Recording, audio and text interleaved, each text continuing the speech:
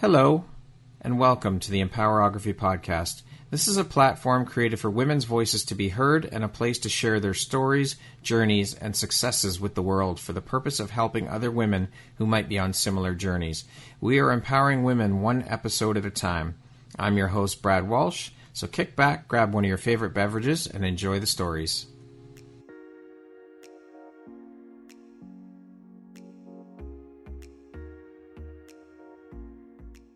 Hello there, it's Brad. The Empowerography Live Conference 2026 is happening live and in person for the first time here in Toronto in April of 2026. This is your chance to step fully into your power over 2.5 incredible days.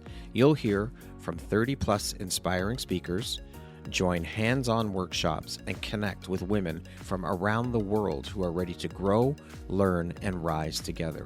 This isn't just an event. This is an experience that will leave you motivated, empowered, and ready to take action. Seats are limited, so head to my website and secure your spot today.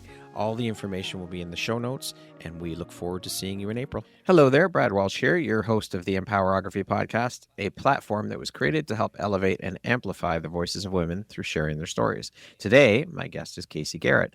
She is a pioneer in transformational wellness with nearly 30 years of experience guiding others through deep, soulful change, and is the founder of Microdosing for Healing. Welcome, Kayse. How you doing today? I'm great. Thanks for having me. It is my honor and my pleasure. I am so excited to jump in and share all about the world of microdosing and the beautiful light you put out into the world through the work you do, also a bit about your story and your journey. So with that being said, let's get this party started. So I would love for you to take me back to the moment in your life when the path of transformational wellness first chose you. What was happening around you and what was shifting inside you that made you realize everything was about to change? This is such a powerful question. And I think over time, I would have answered it quite differently.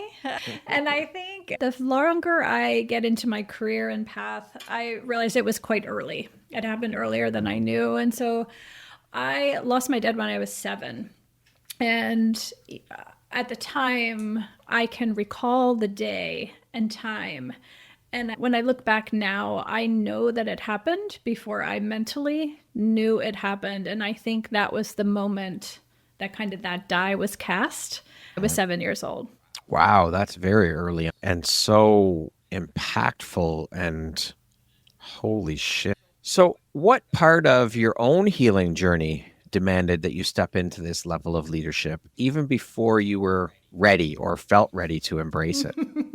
I love this question, reflecting on this, because even as a young kid, I was constantly put into positions of leadership very reluctantly. I was always made team captain and like in charge of like our groups at school from like kindergarten, young age. And in hindsight, I gave my teachers and coaches such a hard time because I was such a reluctant leader. But I realize now I was only reluctant because I had a lot of friction around traditional leadership. Okay. Masculine leadership, top-down leadership. I don't like telling people what to do, but I just realize now that I actually absolutely adore leadership. I just love to lead from behind, like a woman. Yeah. There you go, in a very different way. And I think that's all changing. We are seeing a shift in leadership and how people are leading. In my opinion, a good leader leans on their team and asks questions and isn't afraid to admit that they need support or that they don't have all the answers, because typically males lead and they don't let people know that they don't have all the answers, and they try and come off like they have them all and they know everything and all of these things. So it's beautiful to see that shift. And when you were talking about leading from behind, it brought up something that I saw a while back now. And they were speaking about wolves. And there was this clip talking about wolves and how the leader of the pack is always at the back, making sure that everyone ahead in the pack is safe and guarding anyone coming up from the rear to attack them. And I thought, that is perfectly it. You just depicted it right there. Oh, I love that analogy. I actually, right before I stepped into my most current work of earth medicine work, Right before I was going to have the meeting that would open the door to that work, I had a really powerful dream. I had just landed in Kauai, and that my first night in Kauai, I had this powerful dream of this. At first, I couldn't make it out. It was an animal, but it was so covered in mud and dirt and sticks and twigs, just debris of life. And when I got closer, I made out it was a white wolf. And it was clear in the dream, it was a she wolf, and she just looked into my eyes and transmitted a power, a strength, a message. And when I woke up that morning, I shared it with my roommate on this trip, and she was like, "Oh, I just went to a wolf sanctuary, and I can tell you all about wolves." And she relayed that message. And so she was just happened to have the capability of translating my dream and relayed to me that symbology of a female wolf is actually the alpha in the wolf pack and leads from behind very much. I love that. And I've been fascinated and a love affair, if you will, with wolves since I can even remember. I absolutely love the animals. Wolf is my spirit animal, and they're just so majestic and beautiful and powerful. I love that animal. It is absolute beauty. That makes a lot of sense that you're led to do the work you do. Thank you. I received that. And so let's dive into the transformational wellness stuff. What's the shadow side? Let's start with this. What's the shadow side of transformational wellness that people don't normally talk about, but absolutely needs to be brought into the light? I think the biggest thing is that it's necessarily always hard and difficult. I think we approach so many of the people, definitely myself and the people I work with, bring a lot of gravity to the work itself. And they are disciplined and they're devoted to their healing, but also understanding that healing and transformation also has a very light side as much as it has a dark side. And so we grow and heal through play and laughter and levity every bit as much as we do the harder, more contemplative, introspective practices. Let's look at the word work, the connotation behind that word. So people hear that word and automatically think, oh, fuck, I don't want to do this. This is going to take work. And also, I think we have to talk about the fact that we as human beings so often, so regularly complicate the shit out of everything. We make it so much harder than it has to be. A little bit. Just a little bit. Yeah, I would agree. So that it seems like this huge mountain that we have to climb when we're talking about getting into transforming ourselves and doing the work, for lack of a better word. It seems insurmountable at times. Yes, we human everything. Absolutely. So what are a couple of the common wounds we all share that you see when doing this work, no matter where we come from? And what does that say about the human experience, in your opinion? I think the thing we all are moving through right now is really shedding, sometimes uncomfortably, so a lot of fear. We're really shifting out of these tropes of scarcity and fear and top-down domination leadership. And we see it at the end right now. It's very loud and it's very present because it's on the way out. I think our collective healing is very up right now for all to see and be displayed. And so I think that's the biggest thing we're all sharing right now is supporting each other as we're moving through and beyond and metabolizing a lot of fear. It's scary at times, but I think it's so great to witness. We are alive in such an incredibly powerful time to be able to witness the peeling back of the veil or the falling of the curtain, whatever you want to call it, the crumbling of the foundation, whatever. It is absolutely amazing to see and to say that we are here to witness this and we are here to start to rebuild the foundation of change in the way we do things, because we've been doing things so long for that conditioned way that we've been taught to do them. And it's time for change, I think.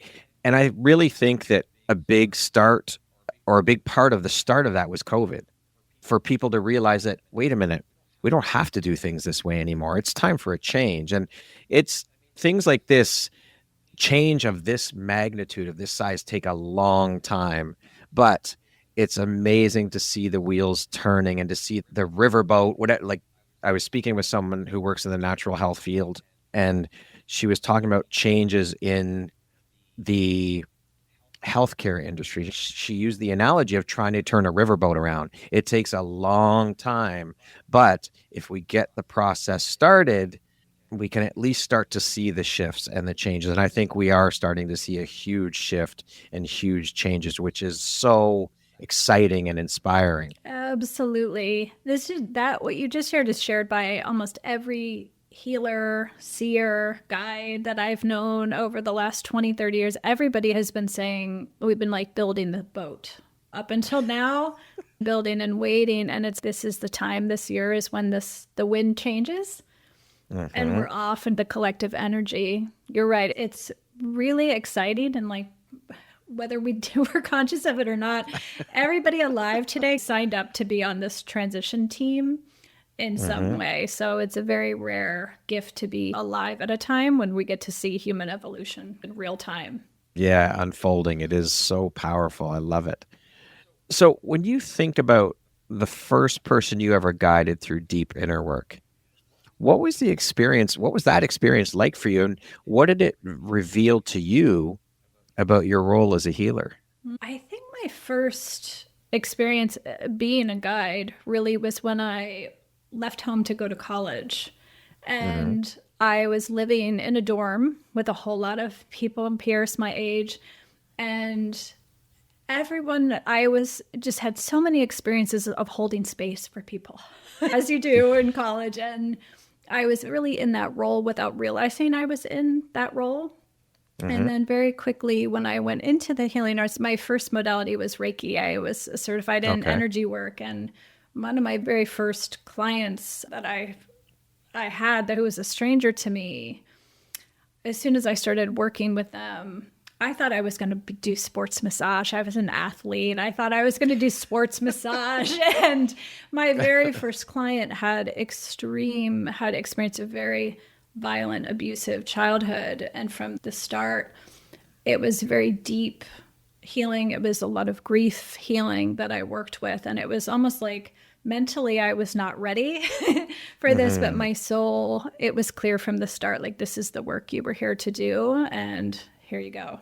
It's so funny the way it works. The path that we start out on usually does not end up the path where we think we're going to go. A lot of the time we'll end up way the hell over here, completely different from where we thought we were going to end up. Yes. And it all makes sense later in life. But at the time, yes. Absolutely. So what is a pivotal moment that made you realize your approach to healing was radically different, and not just different, but also at the same time necessary? Beautiful question. I think now in hindsight, my transition point was when I was a pre-med student. I grew up wanting to be a doctor. I've always wanted to support the healing and health of people. And I did all the things. I did all the preparation work. I studied pre-med. And then I had an intuition, a strong voice came through and at my sophomore year in college and said, nope, you are to go out west. And I did. I listened and completely changed my life. And it was out west in California that I discovered, quote unquote, alternative healing and studied energy work and went into body work. And that was the foundation of my career. And I spent most of my 20s mentally second guessing myself if I had made the wrong choice. Being in this field that certainly didn't have the professional standing that it did, the respect that it did. And now in hindsight, I see it was everything.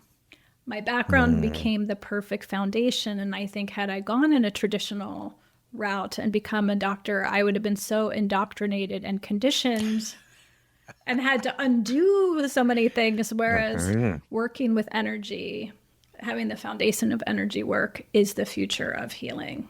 Yeah. How easy or how difficult was that for you to trust in and listen to your intuition to go out west and pursue this different path? Difficult. Yeah. Did you struggle with it for quite a bit before you actually made the move? No, my mind is very strong, but my soul is louder. Yeah.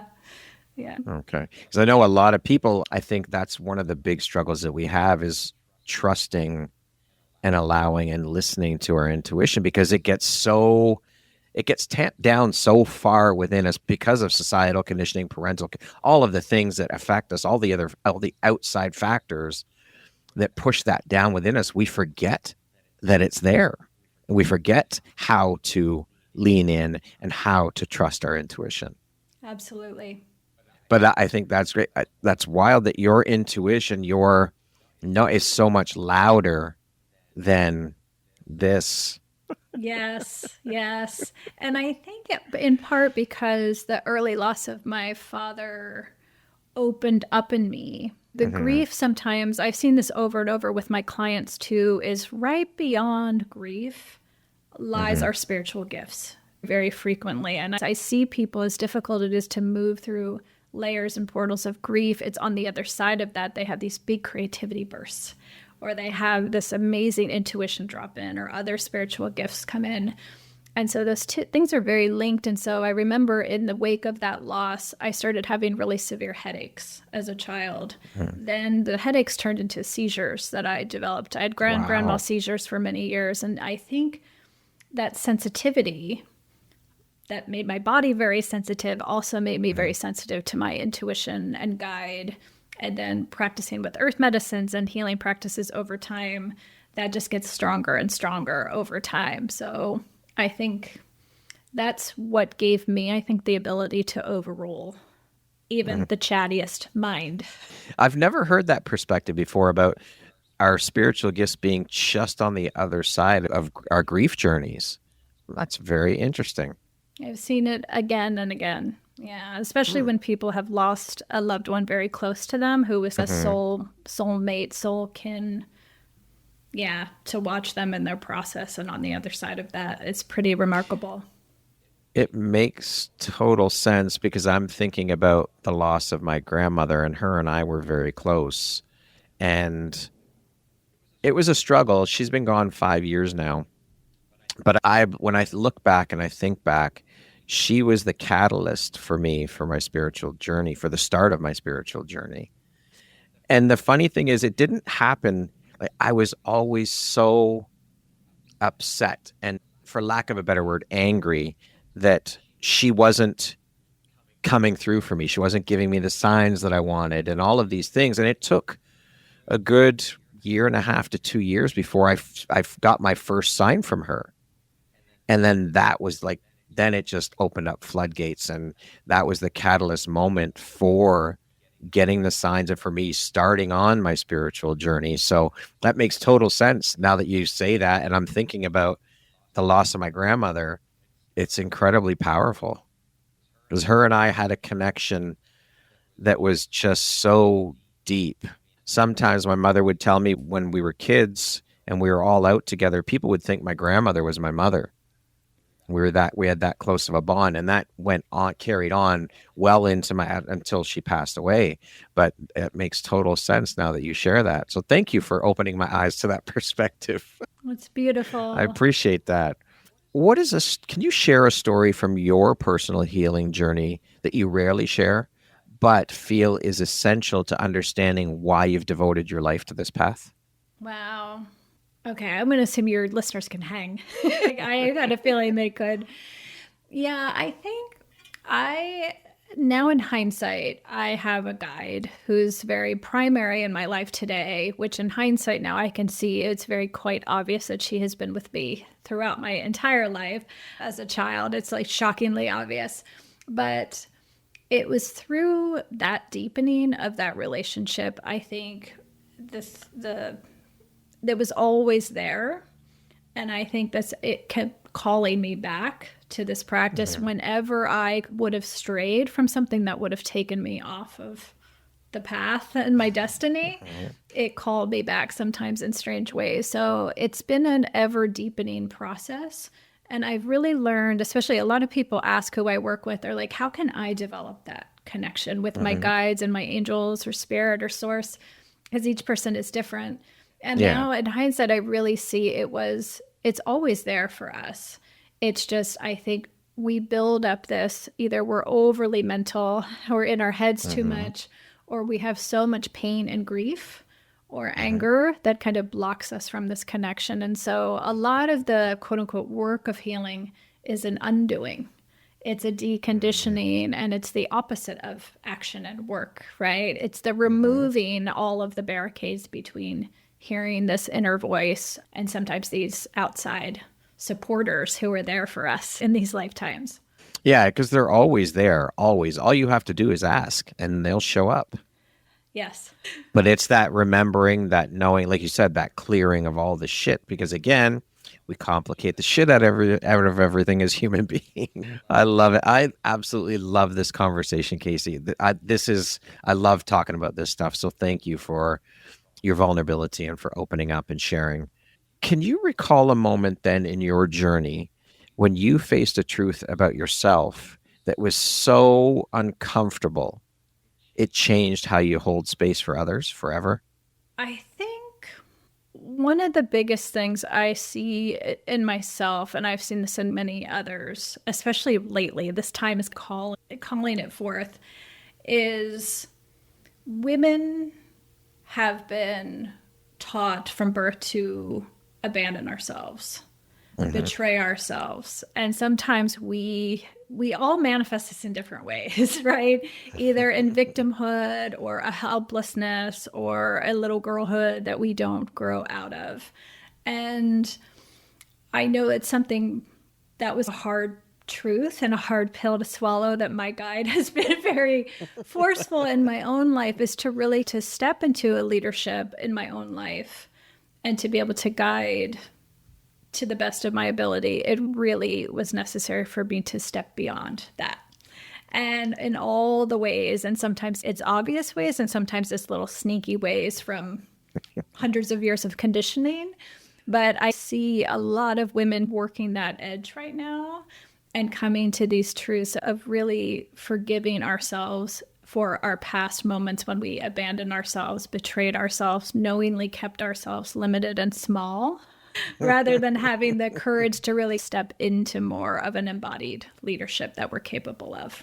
Oh, that's a big step to take. And again, the conditioning plays a huge part in all of this. What we've been taught, what women have been taught to believe is the way to do things. And it's modeled again and again in corporate that this is the way it should be. But again, we're seeing that shift, which is part of what we were talking about earlier, with that incredible time to be alive, to see the shifts happening. Absolutely. What's one of the truths you discovered in your work that has challenged everything you once believed about healing, trauma, or the human spirit? I think we're so focused on the story of our identity, right? And our healing modalities, especially our talk therapy has been the crown jewel of our healing systems, right? And anybody who has done work, quote unquote, work on themselves has gone to therapy. And I benefited by therapy. I work beside a lot of therapists and counselors, and it has its place. But I think the exclusive focus on that and the talking and over-identification with our story has really been to the detriment of keeping us trapped in the mental framing of our healing. And one of the things that was so empowering for me to see, to wake up to and be reminded of, is that our healing also, and especially in the future, happens through our senses, through our body, through our emotions, through our feeling selves, through our heart self. And we don't heal by continuing to focus on our story. We actually heal by expanding beyond it. And as we become bigger and more expansive as a spirit and a soul, our story of this one lifetime becomes, we give it proper perspective, right? Instead of letting that dominate our life story. So I'm curious, do you ever see a time, maybe not in our lifetime, but where talk therapy goes the way of the dinosaur and it just disappears and we're stepping more into the more awakened or other modalities, as opposed to, because like to your point, We are. When you're you're reliving that story over and over. So you're re-traumatizing yourself continually. Mm-hmm. How the fuck do you get out of that loop? Yeah. I remember as a child going to therapy and just telling the same story over and over again. And I remember leaving just feeling like I was completely wrung out and exhausted. Mm-hmm. And I was like, what is this serving? I don't feel better through this. Yeah. And then after working with the body, moving into energy work and body work for so many years, and then having studios where we had thousands and thousands of people receiving body work, I would see them heal without saying a word. And I was like, so do you see that happening? Do you see that shift? I honestly do. And I think it's going to happen faster than we think because of AI. Really? Because of AI. I think AI is going to step in for talk therapy in a lot of contexts, because if it's just telling your story and having a receptive audience, the robots can do that. Wow. Yeah. That's very intriguing. It's happening already. I was just having a conversation with a friend this morning that one of our colleagues introduced an AI training facilitator to train psychedelic practitioners to, in place of a human, to talk to an AI. Holy shit. But But then it's happening. It's going to happen faster than we think.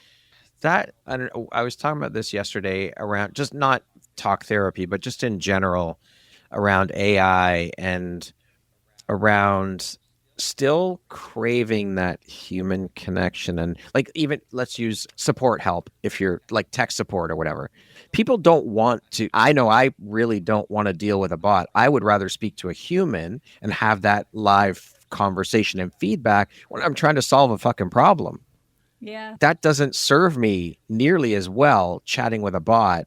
I know I don't want to read about the solutions. I want someone to talk to me and walk me through the solutions, as opposed to relying on a bot. And again, I'm just talking about tech support or whatever. If you're on a website and you're trying to figure something out for a product, that is much better served speaking to a human. And I think that we as human beings now, after coming out of COVID, being 2 years out of it now, we're craving more human connection. Yes. So that doesn't serve, you know what I mean? And I think that's why so many, by the kind of current and traditional talk therapy, where it was just a passive listening experience, that's why people don't really grow.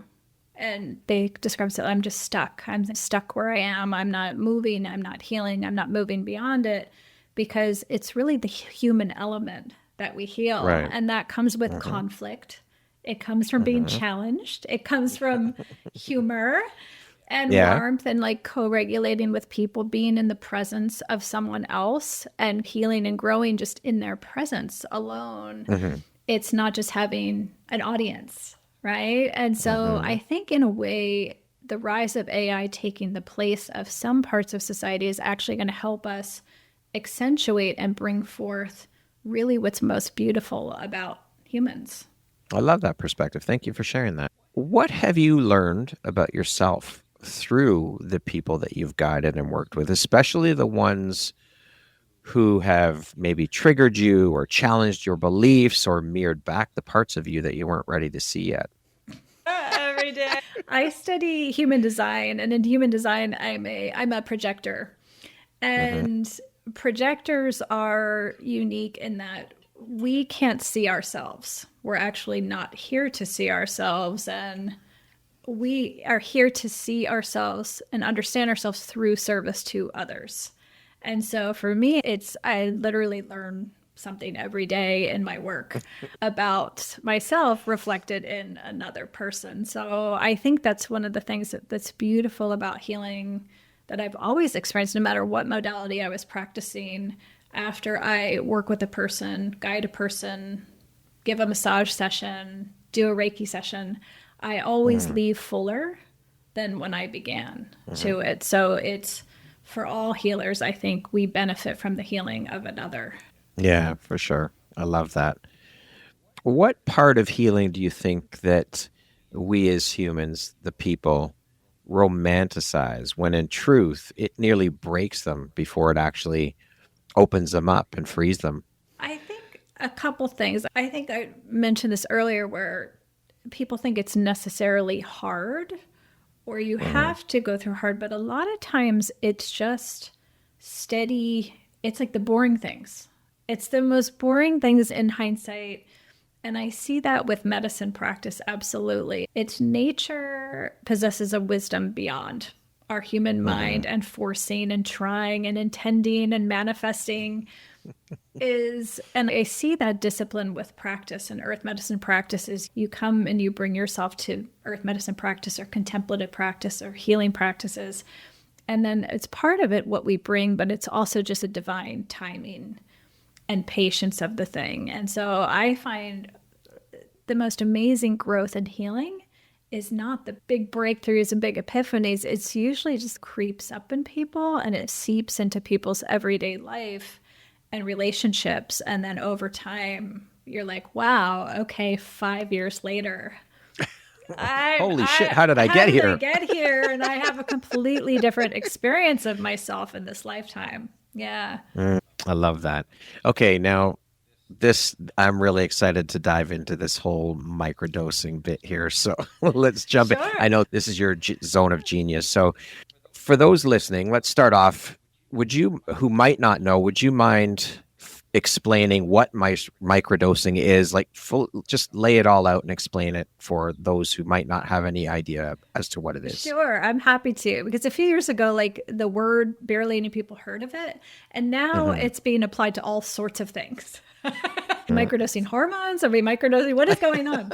So in my world, microdosing is psychedelics. So typically with mushrooms, although we do work with other substances too, I typically work with psilocybin mushrooms are my primary medicine. And so it's taking small subperceptual or subthreshold doses of mushrooms that you are accruing kind of the gifts and experience of working with magic mushrooms, but in a daily integrative way that is subtle and subthreshold. So you're not tripping, you're not altered, you're feeling the gifts and benefits of the medicine, but you're not outside of your life in any way. Okay. And so is that in liquid form? Because I've done mushrooms, not for microdosing. I've done them to trip and to have fun. But so first of all, is it liquid form? Is it the actual form like that I'm referring to that I've taken where you eat it? Is there a liquid form even? There's many different forms now. So when we first started out, my community was founded back in 2020 when we were closed down. Everybody was in their homes. And so people cultivated then. And it's also still illegal, unfortunately, in most parts of the United States and Canada at this point. It's changing, thankfully. And there are increasingly religious protections so that people can work and practice with microdosing under religious protection. So during the pandemic, my cultivator had cultivation kits so that people could grow their own mushrooms at home and then eat them, dry them, dehydrate them. But today, fast forward, there's many different options and there's tinctures, there's chocolates, there's gummies, there are capsules and tablets. I would say capsules are probably the most common form just because we're human and we're very conditioned to taking capsules. Yeah. I know that I've had them in tea. I've had them with food, in chocolate, all different ways. And then I've just eaten them as they are. But so what typically then, obviously it's going to vary per person, but what would a typical microdose be in terms of measurement that someone would take? Yeah, it's about, if someone is familiar with high dose recreational or therapeutic high dose journeys, it's typically about 1/10 of what your journey dose would be. For our community, it tends to be people work at 50 milligrams up until 250 to 300 milligrams for some people is the higher range of microdosing. Okay.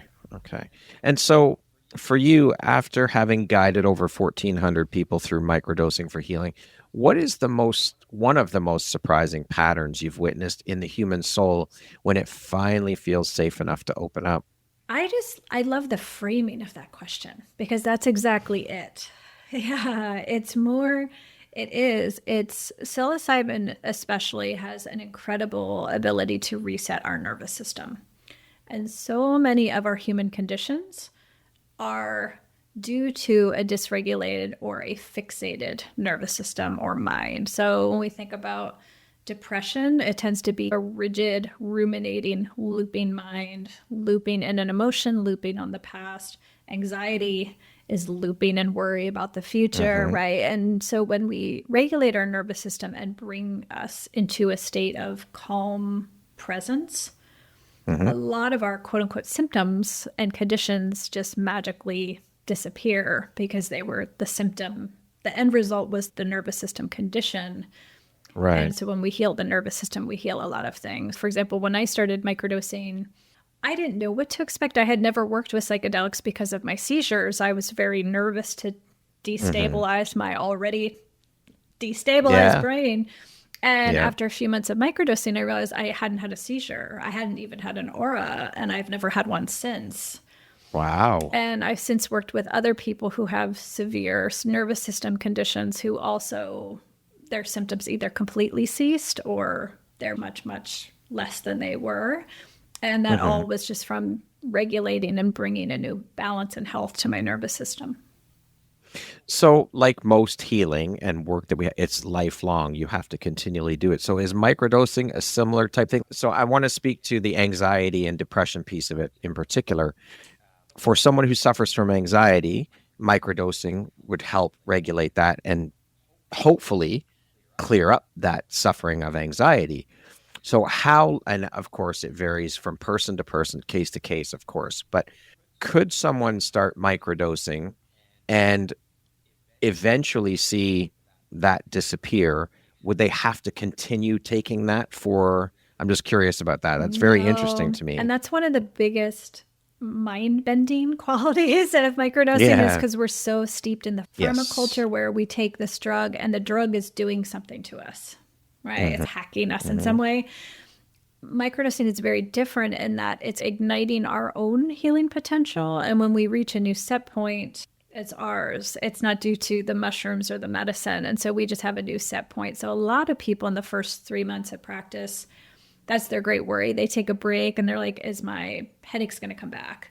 Right. Am I going to want to drink alcohol again? Are these things going to shift and change and go back to the way they were? And they don't. They don't. So it's actually the point of microdosing is to not to need to microdose. When people come back to it, it typically is because they want to work on an entirely new intention. Okay, so I just want to be completely clear here. So when microdose, it's not you're not taking the mushrooms to a point where you can't function, you can't go to work every day. It's just enough to get into your system to start to help the healing process with whatever it is you're taking it for, your choice. Yes, exactly. Okay. Exactly. Okay. I work with a lot of people who are they have a lot of responsibility. They're like, I have kids, I have a big job, I have a team, I have to talk to people and present. I can't be weird, like ever. Yeah. And so oftentimes the people that are most concerned are the people that come back a few days later or a week later and go, gosh, not only am I not out of it, I'm like much more on than normal. Like, wow. I'm more dialed in, I'm more focused, I'm more articulate, my memory is better, my reflexes are better, I can anticipate things. Is this normal? And yes, it is. And so it's really hard for even the most skeptical people or the people who came in with the most stigma at first. Once they start practicing, they're like, it's absurd that this has been kept from us. When it's natural, there's no side effects, it's non-addictive, it's not habit forming, and it has all of these mental, physical, emotional, spiritual benefits. Explain it to me. Yeah. Yeah. And so is it just a one daily dose every day? Or is it depend on the person, the case? It depends on the person. And that's the other thing that's a little mind bendy because we're used to taking, okay, it's a pill that we take indefinitely every day until our doctor tells us not to. Right. And that's how and so mushrooms are very different. And so your protocol will depend on the person. And your intention, your background, the dose will be dependent on each person as well as the protocol you work with. So sometimes people might do like a 4-3 or a 5-2, we call it protocol, where they're dosing more often and taking a couple days off. Other people will work with the Fadiman protocol, named after James Fadiman, who was one of the original researchers in the space. His protocol is 1 day on, 2 days off. And that originated when he was working with LSD. Okay. Since we already started, you already mentioned Big Pharma. Let's just go there too. We might as well. What the hell? Do you ever see, I cannot wrap my head around Big Pharma letting this go without getting their claws in it. And do you see that happening, or do you see it not happening? And I would love that Big Pharma does not have anything to do with this, because then that's going to just change and shit on everything, I think, in my opinion, because I think what they touch turns to shit. So how do you see that playing out? I'm curious. He said it, not me. Yeah, I did. I am not suicidal, by the way. Yeah, that's the thing. I have this conversation frequently right now, because right now we're in this really beautiful gray area where just a few years ago when I started out, people were very dismissive, and they're like, that's just some fringe weird thing, new age thing, or spiritual people are doing this thing. Woo, hippie shit. And it was ridiculed and laughed at and dismissed, which is actually better than being suppressed, repressed, and attacked, which is what we're moving into now. And so I am heavily suppressed on social media. I am shadow banned. I am heavily suppressed. And wow. Yeah. And so I've been doing this now 5 years, so I am used to it. And however, with the rush, a lot of people coming into the field, because we're steeped in the Western medical industrial complex, we think that science proving this works is going to validate this work to people, when the rush to prove it works, the faster we prove it works, will justify the pharmaceutical companies to come in and own it, patent it, gatekeep around it. And it's interesting that the medicines that get the most stigma, Amanita, for example, Amanita muscaria is the little red mushroom with the white dots, the Alice in Wonderland mushroom.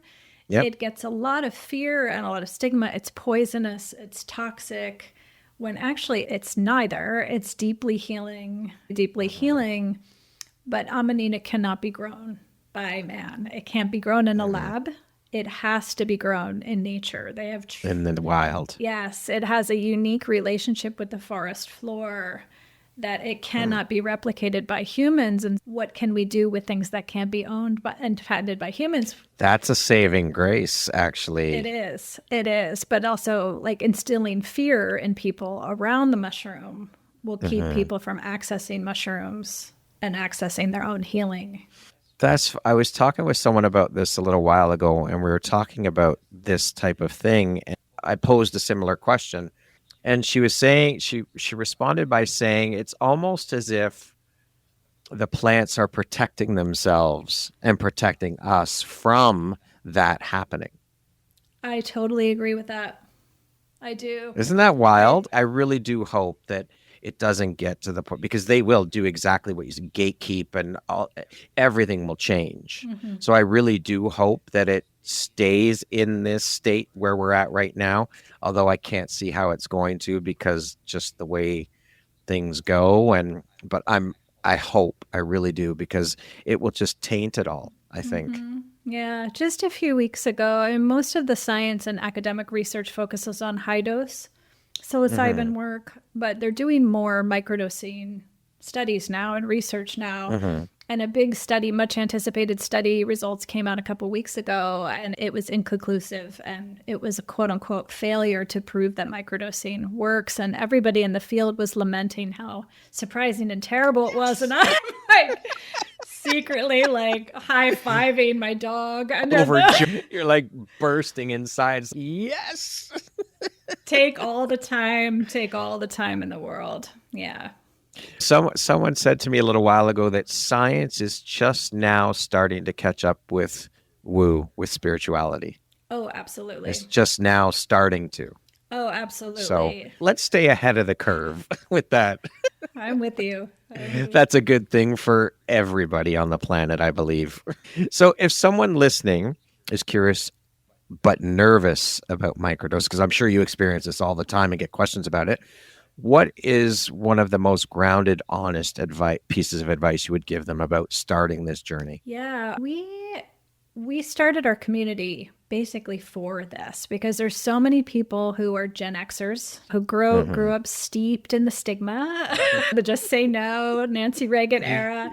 And so we have the double whammy of like this being a weird fringe thing and unfamiliar, something we're not taught about, but also a deeply stigmatized thing that we think is going to be dangerous to our minds and health. So when we come in that way, we created our community to give people access to real people sharing their real stories, which is very different than just going on the internet and trying to Reddit or YouTube it, which you don't know who is on the other side. As we know, we never know who we're talking to on social media and online these days. And so it gives people real time to real access, real research, and real professionals working in the space.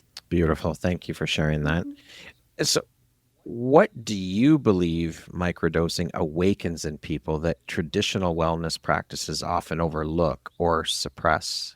Speaking of suppression. So much. It's an inside out of everything we have ever experienced and learned. I think we're so used to as humans being conditioned that discomfort and excess emotion in any direction is something to be managed and controlled and numbed.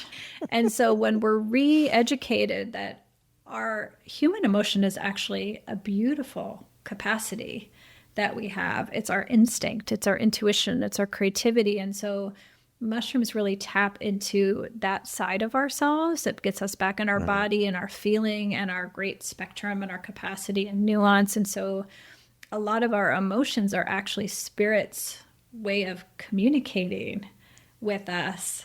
Follow this thread, like I'm getting your attention to show you something, to reveal something to you. And so it's really fascinating and it's really novel for people and really turns lots of our conventional medicine on its head.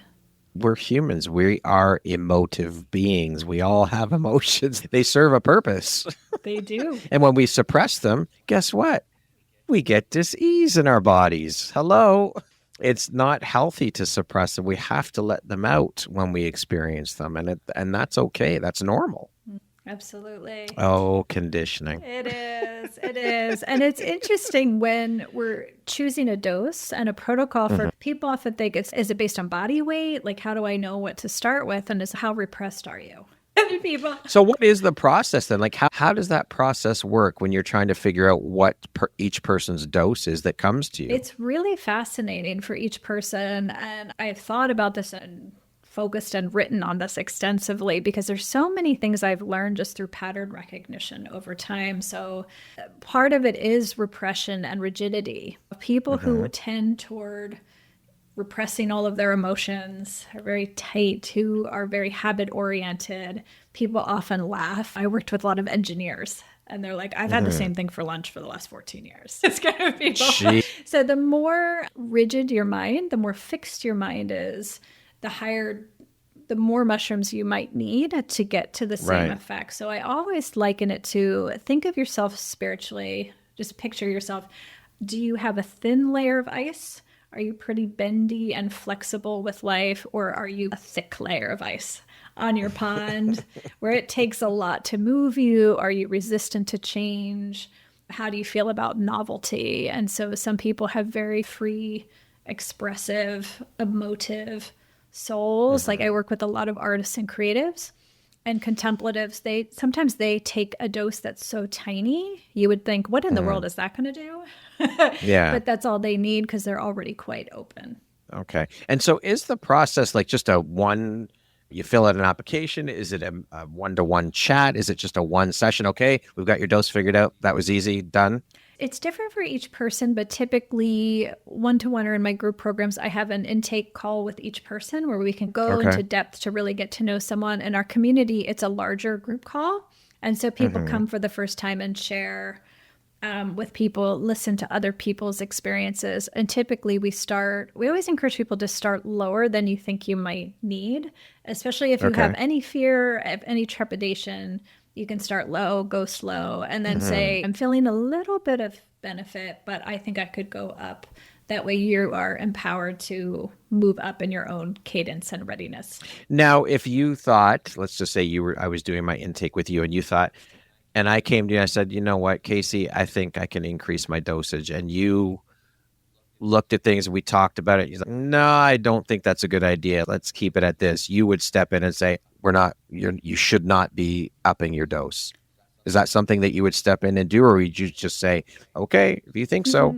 Sometimes if I have a very clear guidance around that comes through, but I really love for people to tap into their own intuition and empowerment. And so it's very helpful to the process and helps them connect with their own soul and also their own guidance. But what if someone didn't really, we'll say for lack of a better word, know how to tap into, or wasn't very trusting of their intuition? That's very natural. And a lot of people jokingly say, I have never talked to my intuition. I haven't met it yet. Yeah. Yes. Yeah. So there's just some standards and guidelines. 50 milligrams is a very small, lower dose that sometimes people, that's all they need. Right. Sometimes people, but it's just a nice dose that most people start with in our community, and then they go up from there. But I can count, I'm trying to think how many times people have wanted to go up, and I didn't think. It's usually, I think, when that comes up, it's people who were always conditioned to want more. Right now, but we think more of everything is better in our society, and it's not. And it's not. And so sometimes people are just so conditioned that they're experiencing a lot. They have a lot of healing, a lot of growth happening. Things are great. They're just doing great. And they're like, do you think I should go up? And I'm like, well, why? And they're like, yeah. Why do you need to go up? Let's just stay where we're at. What is the biggest dose you've ever started someone out on? Pretty high. And the reason is because they were on a pharmaceutical that blunted the effect of psilocybin. So we have some wonderful collaborative pharmacists in the space who are trained in psychedelics as well as traditional pharmacy. And so they work beside our team to help people navigate pharmaceuticals and know you're on this drug, you're probably going to need a little bit higher of a dose before you start to notice benefits. Okay. What misconceptions about microdosing absolutely need to die so people can actually receive the transformation that they're seeking? What are a couple you think that got to go away? I think we touched on the biggest ones that I hear, that I'm going to be trippy or weird or altered. A lot of times people think it's going to be like drinking alcohol or cannabis, and it's the opposite. It's very opposite. Alcohol is very heavy energetically. And while people think they might be up for a minute, it's actually quite depressing and heavy to your system, whereas mushrooms are very lightening. Like you watch people microdose over time and people become lighter, more radiant, more vital, more youthful, because it really helps you metabolize a lot of those heavier energies. So I think that's a big thing, is you're not going to be altered at all or trippy at all. You're actually way more focused and way more you're optimized, if anything. So that's one. And I think the other one we touched on, which is it's something you're going to keep doing ongoing. People have a hard time. We're so based on when I get this, I'll feel better. And it's, wow, I realized that I have always had everything I needed within me. That's a trip for people to get their heads around, that I don't need to do this. And when I come back to this, it's because I am truly called to come back to this to develop a deeper relationship, not because I need to do it. Yeah. Do you get people that come to you say, Kayse, I want to trip out a little bit? Oh, yes, all the time. Yeah. That was me. That was me. I was like, when I started, I was like, I just want to microdose. I never wanted to journey. I was a Gen X kid and grew up with all the things.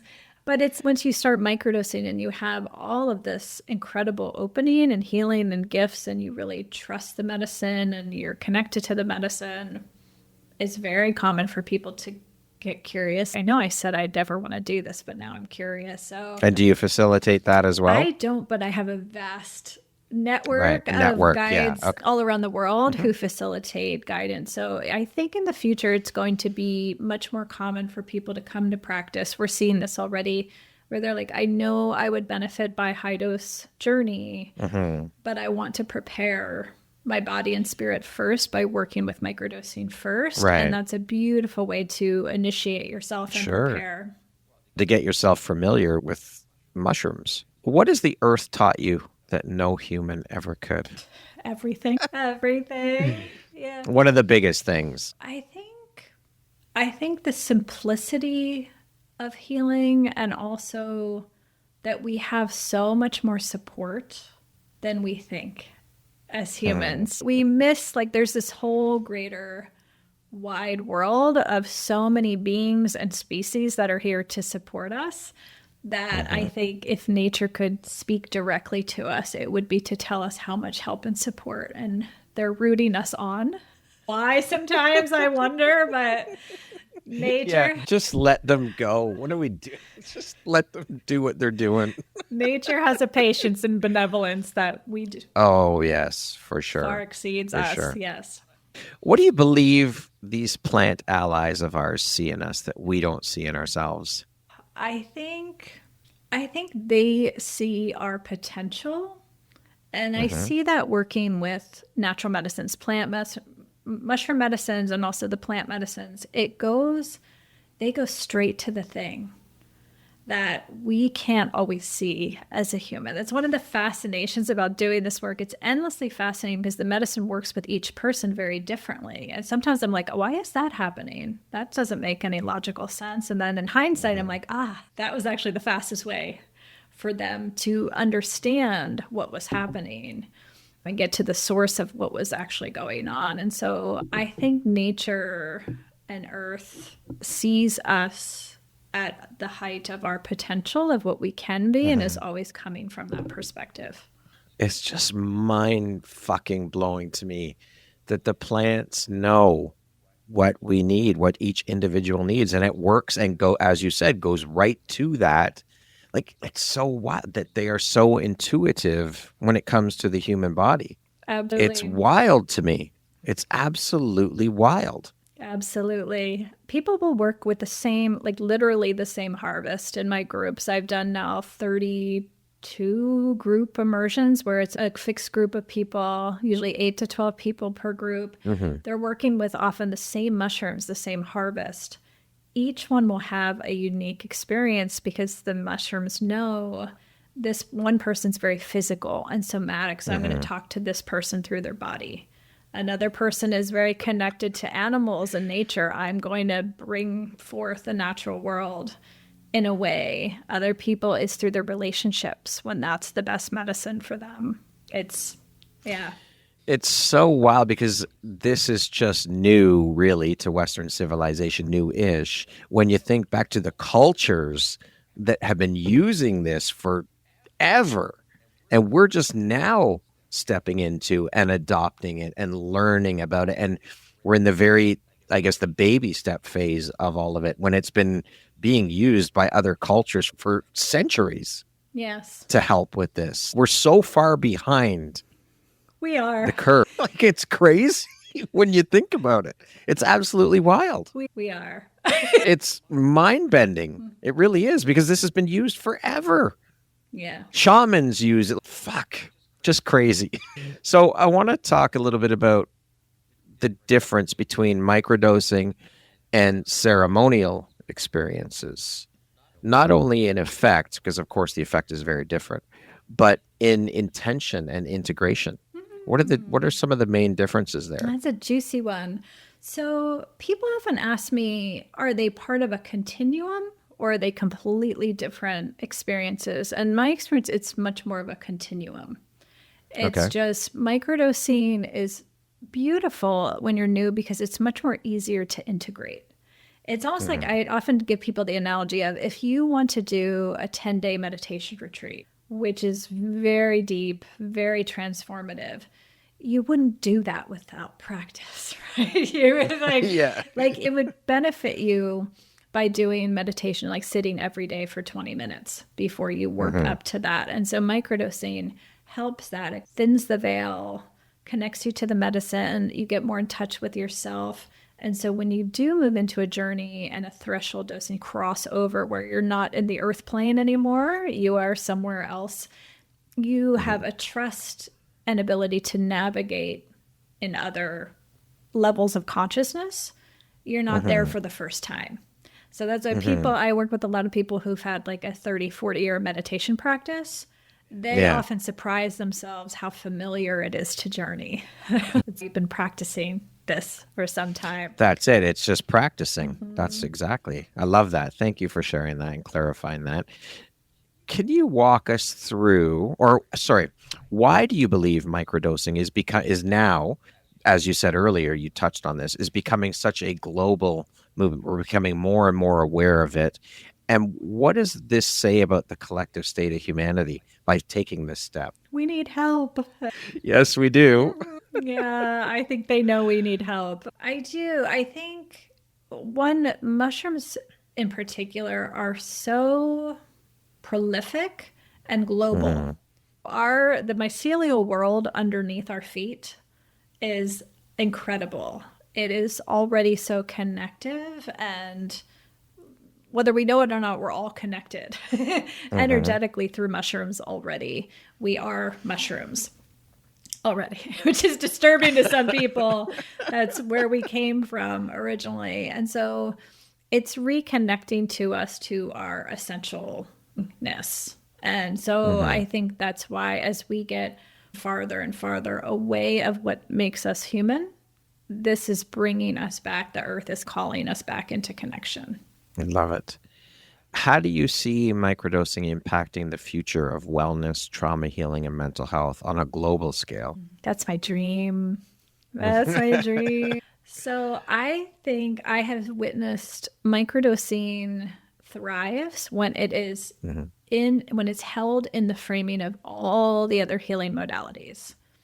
Psilocybin in particular is a very relational medicine. It wants us together. It wants us to connect. Yeah.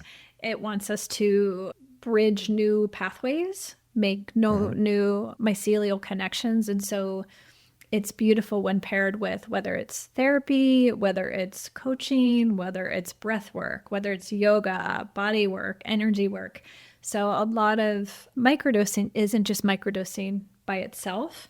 It thrives and is amplified by all the other practices we're doing. So people are suddenly like, wow, I can golf better. I can ski better. I swim faster. I drive better. It's a non-specific amplifier. So all the other healing and effort we're doing, it amplifies and is integrated more readily. Okay, so something that came up as you were saying all that came to me is like, when you think about people who will use alcohol as an example, or even illegal narcotics, when they think that they are better at whatever it is they're doing. So what's the difference? You were just saying that I play golf better, I swim faster. What's the difference there then between the two? Because I've heard people say that are on coke that they feel so much stronger and they could do so much more. I've even heard people, as stupid as this sounds, I drive better when I've had a few drinks. So what's the difference there? Because you're saying similar things with microdosing. I think what they're confusing is that they're calm. The substances that they reduce their inhibitions and their anxiety momentarily. And so it puts them into a momentary place of calm, even if it's not actually real. It's like people who think they're funnier or better at things when they're drunk. Yes. And then everybody else who's with them is now not really. No, you're not really that funny. Yeah, this is actually, it's quite different because your personality isn't changed at all. Okay. It's more, and it's not a calm that comes from your mind. It's more of a systemic calm that is your nervous system. So a really great example is I work with a lot of people who, instead of generalized anxiety, they might have performance anxiety or they're speaking on stages or social anxiety. I'm going to a party and I've never met people. That disappears once they start working with mushrooms. And they're like, how is that?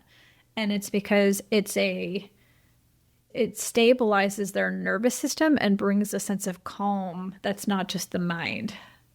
Thinking you're so more calm. With alcohol, it's a fake sense of, because I've heard people also say that when they're drinking, they don't have any, they can approach and talk to people, no problem. Whereas normally, oh, fuck no, I'm going to be a wallflower. I'm over here. So that's a fake sense or a false sense of. Exactly. Because in that case, it deeply impacts people's personalities. Okay.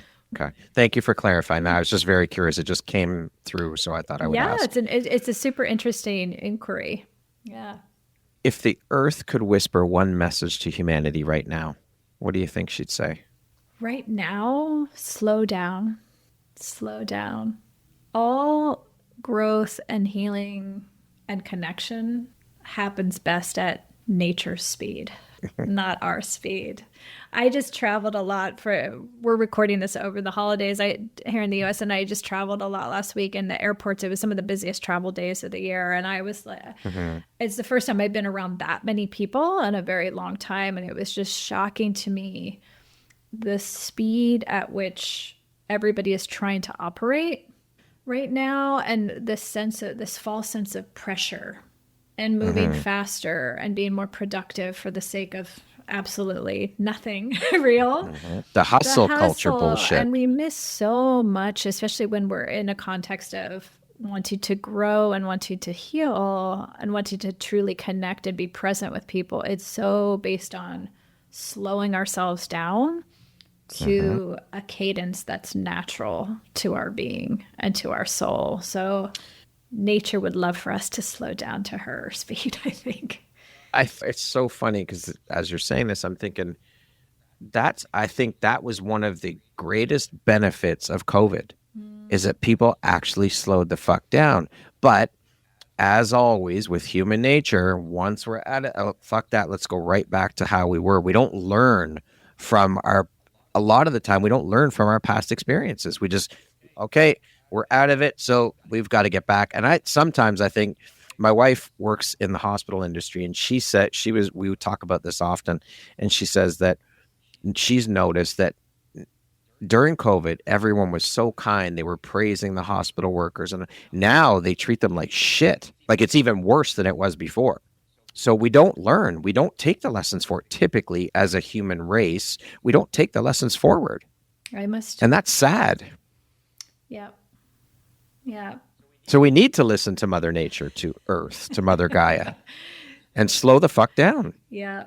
Yeah. It's just, I think we're in this time where nature and the earth, as things are moving faster and our evolution is happening faster, and nature's trying her best. Like a lot of the problems that we see in the last 5 years are actually like nudging us into alignment and where we need to go, but we resist and we fight because we're so fixated on keeping things the same and letting go. Because change is difficult. And that's our fear. That's our fear body. And so I really see us really branching off. We've had many eras in human histories before where we branch off into different strata of human beings. And that's, I think, the future. I think there's people right now who are ascending, who are releasing a lot of fear and moving into higher states of awareness and consciousness.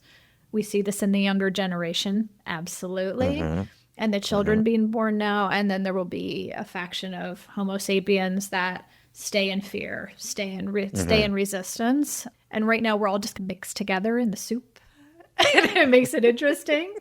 But I think... And messy and frictiony. But I think in the future, we're going to be building the new in parallel to the existing, and we'll be drawn to work and connect with people who are on the same frequency as ourselves.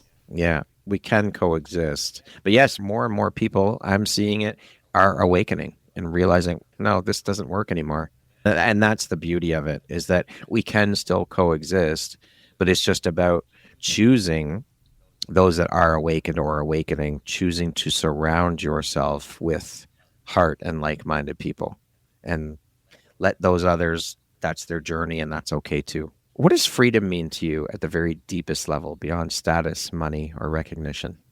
I think the ability to step into our soul path and our destiny of what we came here to learn as a soul. A lot of the work I do with people is undoing, a lot of undoing. It's more undoing than anything else, of really coming home to their unique design, their unique energy, and what they came here to do and learn. So much of our human behaviors, the things our past we get tangled up in life, are based on our traumas, our conditioning, reacting to. And when we can come back home to ourselves, truly, and live from that place, everything changes after that. Love it. How do you define success? What does that word mean to you? Living your aligned purpose. Love that. What does the word empowerment mean to you? I'll share something my guide taught me. I was in Egypt earlier this year, and which is a psychedelic journey of its own, on its own, completely sober. And I was in Abydos, in one of the oldest known temples that we have discovered as so far.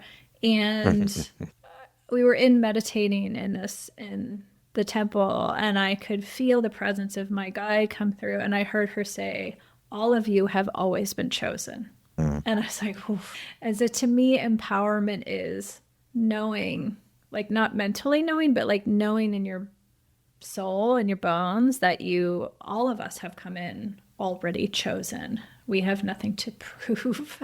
It's really just stepping into that knowing and again, living from that place. Beautiful. Okay, we're going to jump into a little rapid fire section. So the next grouping of questions just be 1, 2, 3 word answer type thing. Okay. Yikes. Okay. You got this. What is your favorite place on earth? Big Sur. What is one of your secret or hidden talents? That I talk to a 4,000-year-old Egyptian chick. If you could teach the world one thing, what would it be? Hopefulness. What is one of your guilty pleasures? Pastries. One word that sums up your mindset. Hopeful. One book that changed your life. Oh my goodness, so many. I would say Journey of Souls. Okay. One word that defines the woman you are becoming. Empowered. That concludes the rapid fire section. Now back to our regularly scheduled program. I created a bonus question that I did not send you ahead of time. How do you define love, both the kind you give and the kind you receive? I love this question so much. This just came up in my network I have a group of professional microdosing guides around the world, and this came up recently, and everybody was sharing their take on this. And to me, it ties into knowing that I think is our default state as humans. I think it's one of the fundamental things that our conditioning and our institutions and our religious structures have really convinced us that love is something that lives outside of ourselves, when actually love is our resting default state of being to me. I love that.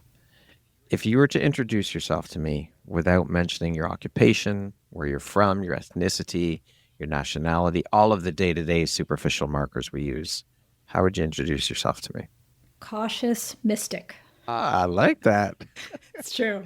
If you could step into my shoes, what question would you have asked yourself that I didn't ask you? I don't know. You covered a great deal. I would ask, is it too late to heal? I work with a lot of people who are 70, 80. I worked with a 93-year-old.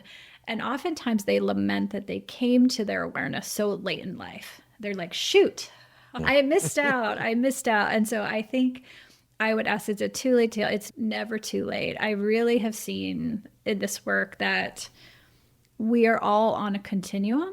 We might be 93 now, but we're going to be a baby soon in another life. And so everything we grow, we devote ourselves to, that we learn in this lifetime, it's for everything. Like we take it with us. We take it with us forward. And so there really is, in the eyes of the earth and spirit, there is no too late or too soon. It's always just right, no matter what age we come to these awarenesses. I love that. Thank you for sharing that, because we hear that all the time. Is it too late to start doing this, to start learning that? And I don't believe it is ever too late. It's never, ever too late, for sure. If you had the opportunity to sit down and have a 1-hour conversation with one woman, any woman in the world, who would it be and why? Mary Magdalene, because I would want to know what she wrote that everybody has been so hell-bent on hiding all these years, because it had to have been pretty good. If you could go back and give your younger self one piece of advice, what would that piece of advice be? That you were always and always have been chosen.